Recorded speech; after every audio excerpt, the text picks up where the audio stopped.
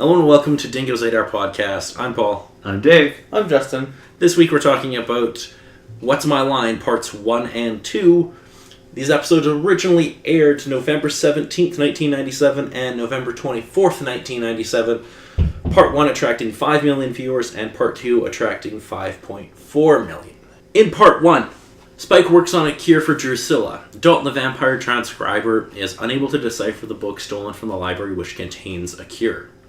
Drusilla informs Spike that they need a key because the book is in code. Buffy witnesses Dalton stealing an object from a mausoleum, but he escapes when she is distracted by another vampire. She enters the bedroom and finds Angel waiting to warn her of grave danger. Buffy reports to Giles and he is concerned when she tells him about the theft at the mausoleum. Spike and Drusilla examine the key stolen by Dalton, a gold cross. Spike decides to call the Order of Taraka, an ancient guild of assassins, to try and rid himself of Buffy once and for all. Back at school, Willow was taken to a secluded lounge area to be recruited by a leading software company, along with Oz, the boy who has been watching her for a few weeks now. At the mausoleum, Giles realizes that Josephus Deloc, I don't know how to fuck, the author of the book stolen from the library, is buried there, and the book's key was taken from the mausoleum.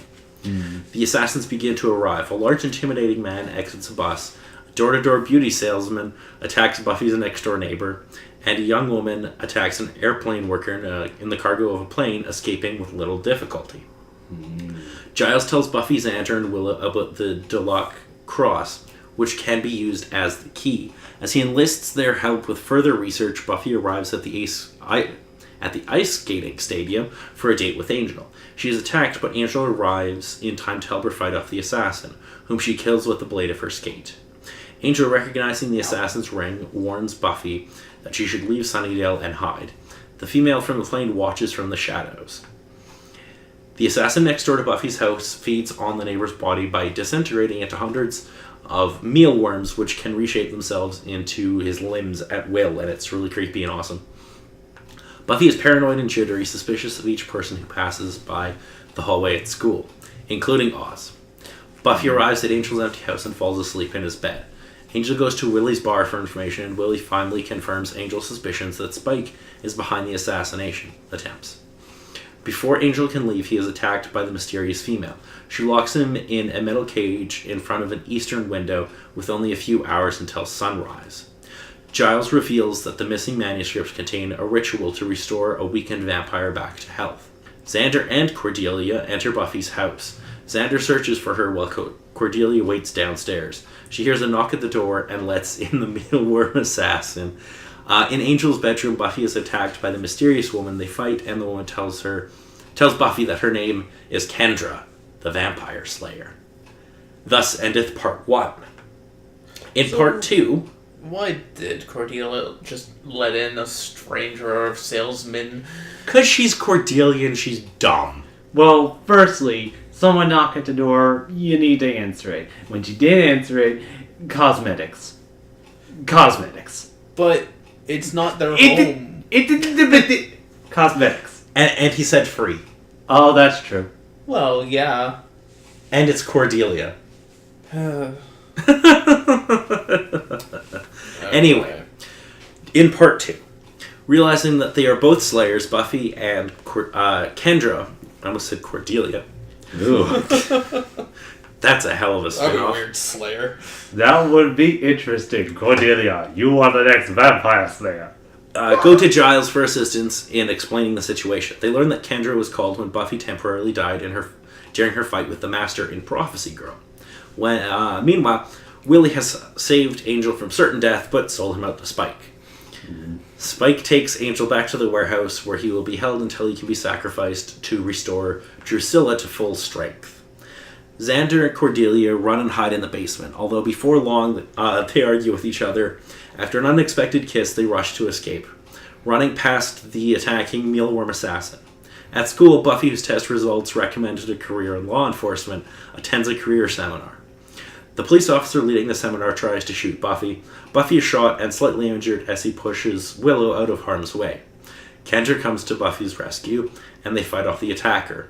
The Scoobies then gather in the library where Giles announces that Spike intends for Angel to die in the ritual to restore Drusilla's health. Angel is tortured by Drusilla both emotionally and physically. She pours holy water on him as she reminds him about how he killed her whole family. Angel taunts Spike with insinuations that Spike is unable to satisfy Drusilla, in the hope that Spike will kill him before he can be used to cure Drusilla. Meanwhile, Kendra gains a newfound respect for Buffy's qualities as a Slayer. Later, the Slayers go after Willie to learn what happened to Angel. They force Willie to take them to the location of Spike and Angel. However, Willie leads them to assassins, and the ritual has begun. Buffy attacks Spike to save Angel, and Kendra and the Scooby Gang arrive to back her up. Xander and Cordelia lure the Mueller assassin underneath a door into a liquid glue trap. Willow and Giles stake a vamp while Buffy and Kendra fight several of their own. Spike starts his fire and rushes to save the unconscious Drusilla, hoping that the ritual hasn't had enough time to cure her. Buffy prevents their exit, crushing them in falling rubble. She helps the weakened Angel exit the building. With the danger over, it is time for Kendra to leave. Buffy and Kendra discuss their positions as Slayers. Kendra remarks that Buffy considers slaying to be a job when it's actually part of who she is. The two now friends say their goodbyes, and Buffy is left with a new outlook on her position as one of the Slayers, as well as the knowledge that she no longer is alone in her calling.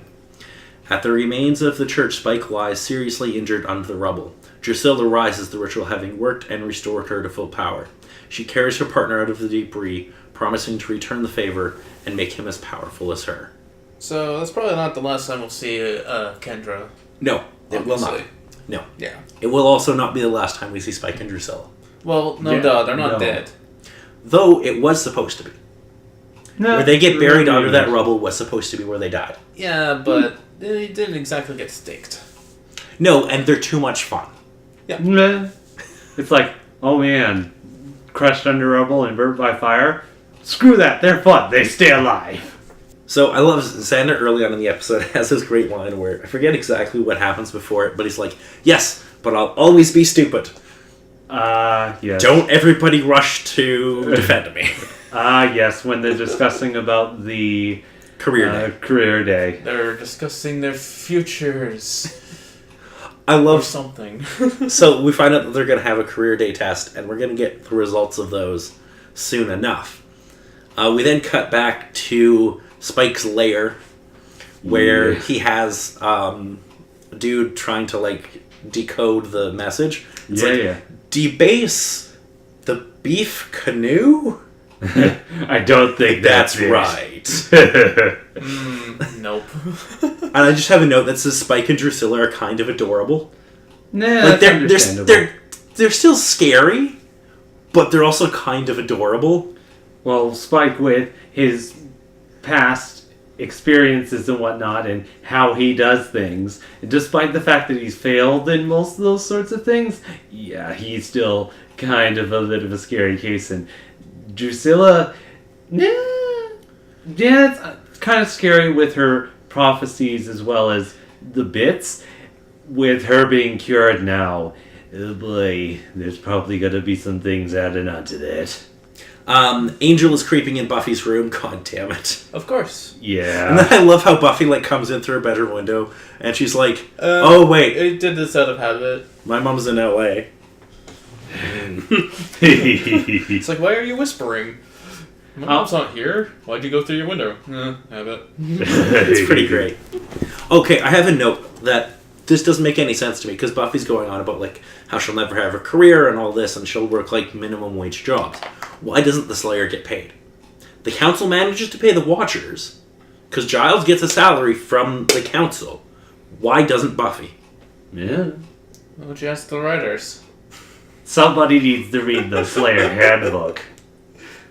Yeah, she didn't even... Did she even get a handbook? Or no. So... Technically, do you want me to answer that question? Sure, this is a question. I'll ask for this specifically. Okay, so technically Giles did attempt to give it to her. Okay.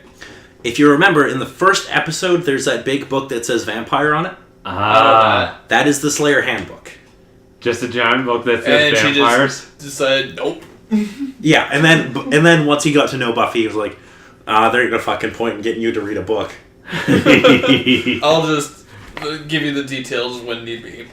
Giles knows her too well. So we find out the crew's career assignments. Xander is a prison guard. Yeah. At least he'll be on the right side of the bars. Buffy gets assigned to law enforcement. And Willow doesn't get an assignment.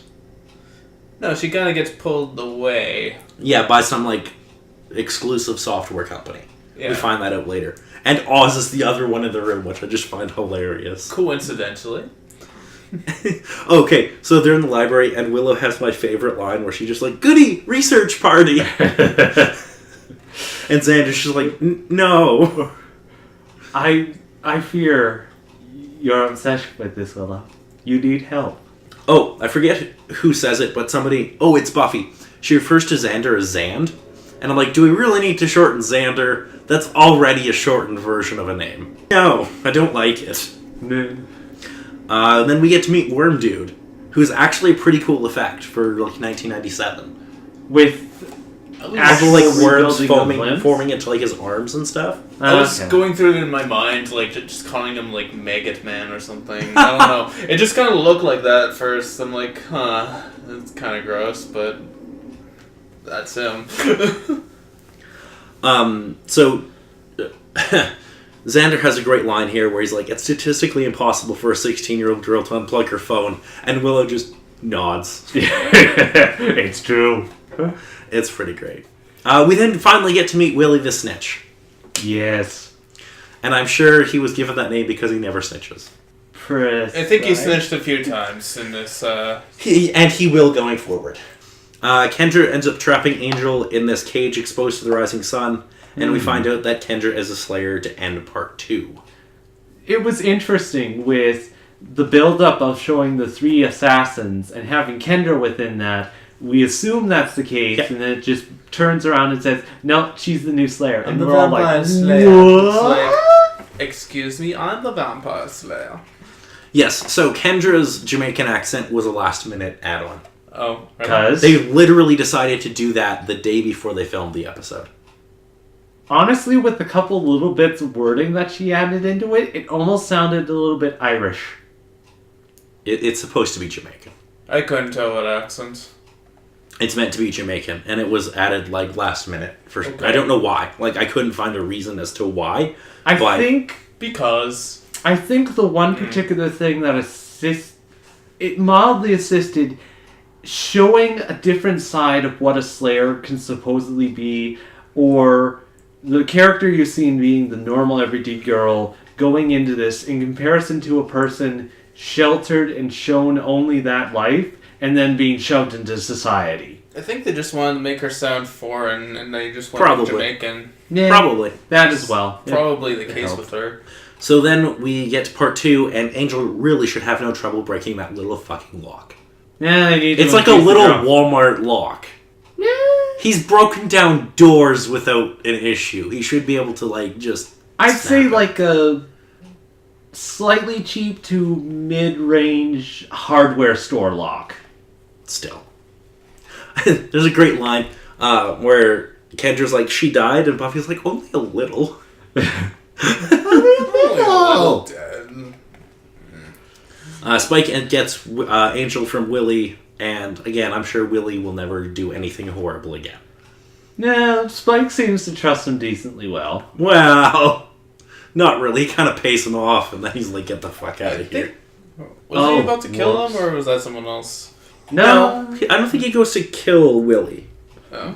Yeah, with all the stuff that happens a little later on, it wouldn't surprise me if he would, but yeah.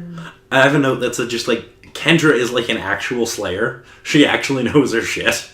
Unlike Buffy, who just kind of She read the book. things happen and she reacts. Yeah, pretty much. Oh man, Kendra's interaction with Giles. Just how well they kind of hit it off. It's so good. And Willow and Buffy are just kind of walking along. It's like, it's so weird. I love how Buffy has a line at the they're walking And she's like, "There's a Slayer handbook. Is there a T-shirt too?" No, Willow brought that up. Is it Willow? Oh, okay. Yeah. I love how. So Buffy has a moment in the episode where she's like, "I could retire being the Slayer. I could go do other things." But Disneyland would get boring after a few months. Yeah. I think after like a week it would get... Anyway. It'll probably be burned down after a few days anyways, if she were there. Yeah. I don't know, things kind of attract to her. Well, technically it's attracted to the Hellmouth. Yeah. Well, fair enough, but I mean, trouble seems to find her no matter where she is, kind of. This is true. So sad having protagonist syndrome. Willow finally gets to meet Oz in this episode, like, properly. Yes. Indeed. And it's pretty great. Oz saved Willow. Yeah, Oz gets a bullet. shot in the arm. Yep. Well, grazed, but still. Yeah. Well, he wasn't a castrator, so I mean... Well, he used him like a sling. Meh. Yeah, well, not quite. And we see Jonathan again. Yeah, is this average thing that happens? Well, Jonathan's gonna have a long run on this show. So, just a quick point of just the three assassins that sort of come up to everything. With the first guy, it kind of matches decently with how it was sort of predicted within the cards and good thing to sort of show as an assassin. Decent way for taking him out as well. Just taking him out with the skates. Just awesome way. Oh, yeah. Mega guy, I suppose they needed some supernatural thing to fight aside from vampires. It works, I guess. And it got the scene with Xander and Cordelia, which was mildly hilarious, but... There's a great scene where Buffy, I think they're in the library at the time, and she's like, "You and bug people, Xander, what's with that?" Yeah. Indeed. I love how, also, Xander comes to Angel's defense. He's like, "Angel's our friend, except I don't like him." Yeah. There's so much good in this episode. We find out there are 43 churches in Sunnydale. Why do they need that many? Well, there's a lot of dead people. There's a lot of funerals. And being that close to the Hellmouth probably leads to a lot of praying. Yeah, as well as surmised. The pipe organ falls on Spike and Drew was meant to be the end for them, but thankfully is not. We will get to enjoy more of their antics. That'll be interesting, since, firstly, having a role reversal, having Spike being the one that's injured in some sort of way, and I'm sure it'll get Drusilla with her typical antics, but not being as helpless. So, Spike is going to be in a wheelchair for a while. Interesting. Huh. I suppose that's one way to show that he's injured, aside from how they did it with Drusilla. And it's going to be good. It's going to be good. Oh, it's going to... Oh. So, what's with the relationship between Xander and Cordelia? What's that all about now? Well, honestly, it's kind of been building over the last little bit. All them just shooting snarky little bits at one another. Cordelia drives Xander insane, and Cordelia does not want to drive each other insane! Smush, smush, smush. And, again, I'm not sure how old the cliche is, but it's kind of a telltale sign that they're totally into one another, but they'll never admit it until it comes to those sort of situations. It's also just really funny. Yeah, that's definitely true. Just the fact that the first time, I literally kind of said, "No, kiss!" And then it did it. It's like, I was kidding! So, Cordelia kind of has like a Cinderella syndrome or something.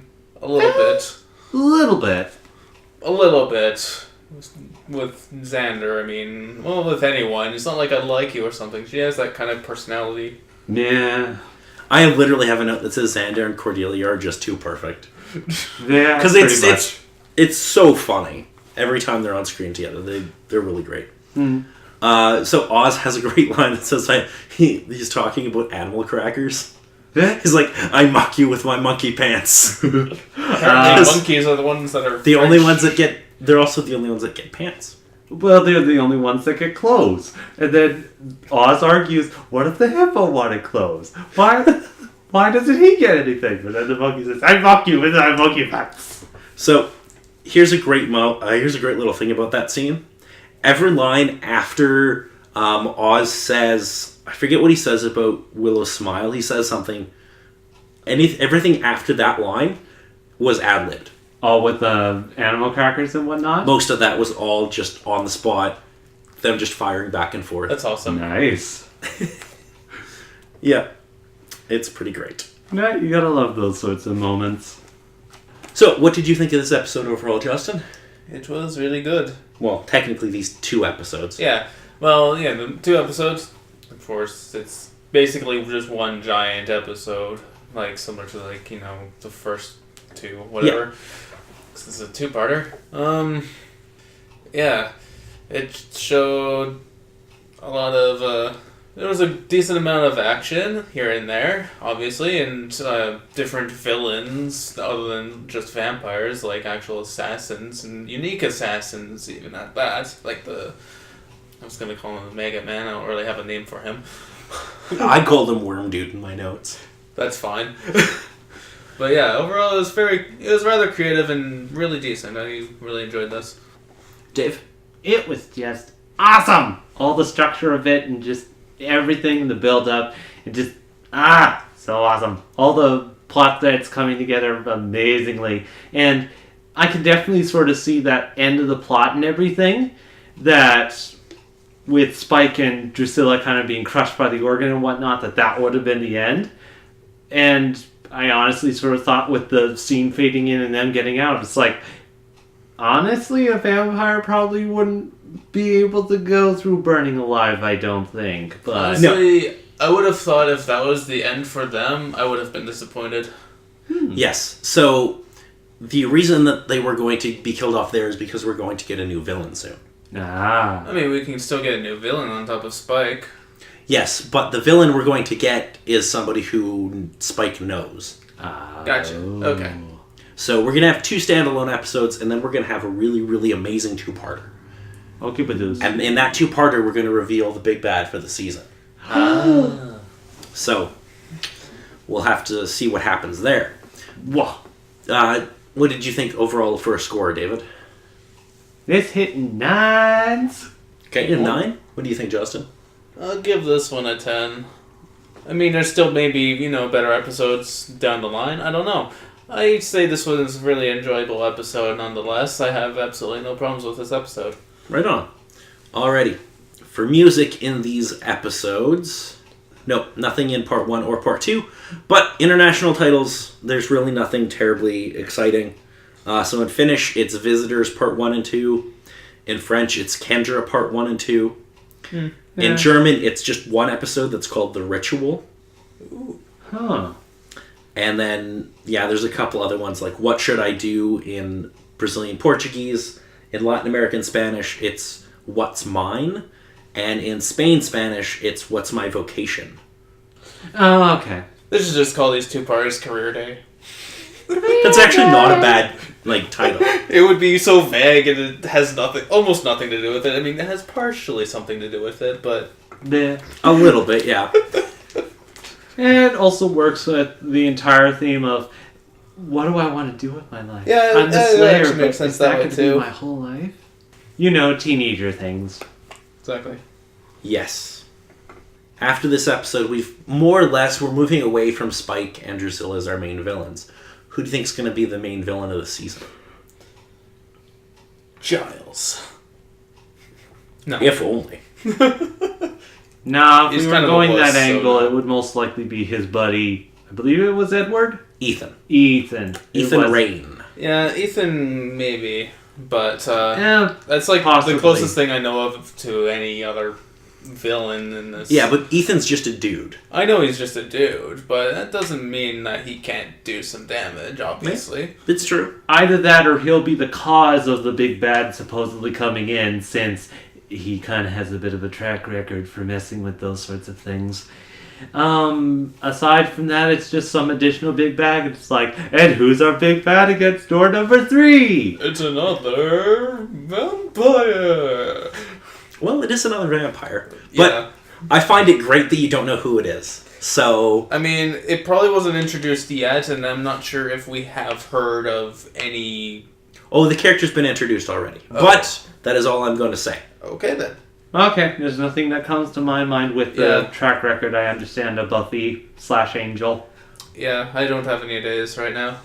Alrighty, so it's unfortunate to say that the next 2 episodes are not going to be very good. Not very good within the case of Justin us liking the hyena episode, or not very good like that one other thing you showed us that's not Buffy related? I don't know what you're talking about. I don't either. Anyway, so the next episode we're going to be doing is an episode called Ted. Ted? Ted. Oh, Teddy. No, Ted. Oh, Ted. So in this episode, Buffy is unable to warm up to her mother's new boyfriend, Ted. When her escalating conflict has apparently lethal consequences, Buffy's guilt turns to fear. Joyce is in greater danger than anyone could have imagined. The one thing special about this episode is it does guest star John Ritter. Huh. I do not know who that is. Okay then. So that will be the episode we will be going through next week. Supposed yay! And no. Red or It's not going to be good. I'm going to warn you right now, it's going to involve robots.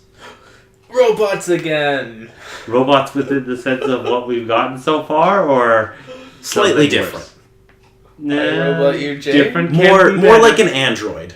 Oh, okay. So, not just an evil spirit possessing a robot. No, it's not going to be Moloch 2.0. Damn it. Uh, The upgrade. I would have enjoyed that, maybe. He went from a Celeron to a Pentium. Alrighty. So, if neither of you have any last minute things to add, No, but I think I asked everything I need to for now. okay, I have one last minute thing. So, we're nearing the midpoint of season 2. So, who's your favorite character so far? Considering everything we've seen. Within the list, Buffy, I still kind of think still holds on to most everything, being the main character, getting the most focus of most everything that she kind of runs through. It's gotten better with her not having so many teenagerisms from the first season, so that's definitely improved. Willow, though, has definitely kind of gone up on my list. It's been nice to kind of see bits more of Oz, but I probably need to wait and see what other stuff they're going to do with him.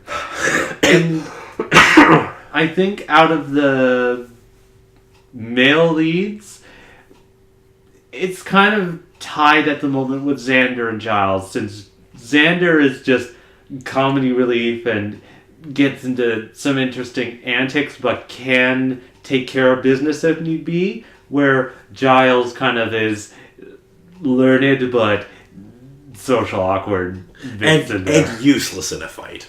He has his moments, but Well, okay. Like with the mealworm buddy. He's useless in a fight against anything that isn't a person. Hmm. Because Giles does, beat the shit out of Ethan, but putting him up against a vampire, he is not going to do well. Yeah. So overall, favorite character so far? No, I think out of all of them, it's probably gonna still be Buffy for the moment. Willow's getting close, though. Okay. Justin. I'd probably go with Willow on this one. Between Willow and maybe even Spike is pretty awesome too. Yeah, so for me, every time I ask this question, I will have the same answer, and it is Willow. Nah. Because Willow is, my favorite character in this series. Spike does come very close in this season and at the end of Angel. But, yeah, Willow is the best character in this series as far as I'm concerned. And we haven't even got to her best season yet. Yeah. Alrighty. So on that note, I think that's going to be everything. I'm Paul. I'm Dave. I'm Justin.